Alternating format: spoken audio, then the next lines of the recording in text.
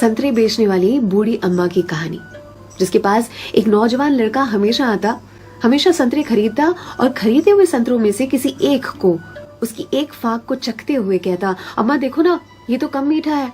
और अम्मा हमेशा दूसरी फाक को चखते हुए कहती, नहीं बेटा, ये तो बराबर मीठा है। फिर भी यह लड़का बड़ी बेरुखी के साथ उसे खुले हुए संतरे को वहीं ठेले पर छोड़कर चलता बनता। अब इस नौजवान के साथ उसकी पत्नी भी हमेशा हुआ करती।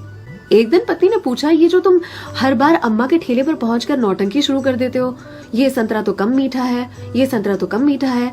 संतरे तो मैंने भी चखे हैं, बराबर होते हैं, लेकिन फिर इस नौटंकी के पीछे राज क्या है, चाहते क्या हो तुम? इस पर लड़के ने अपनी पत्नी को एक मीठी सी मुस्कान दी और कहा, मुझे भी पता है कि सारे के सारे संतरे बहुत ही मीठे होते हैं, लेकिन तुमने कभी अम्मा को देखा है? अम्मा इतनी गरीब है कि जो बेचती हैं उन्होंने कभी चखा भी नहीं होगा, इसीलिए तो एक खुला हुआ संतरा उनके ठेले पर छोड़कर आ जाता हूँ, मेरी ओर से उनके लिए।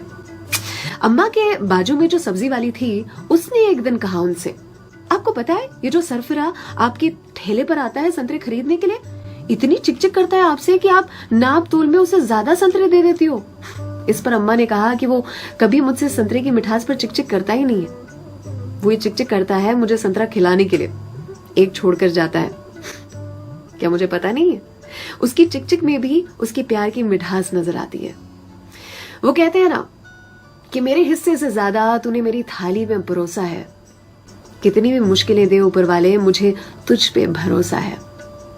छीन कर खाने वाले का कभी पेट नहीं भरता और बांट कर खाने वाला कभी भूखा नहीं मरता।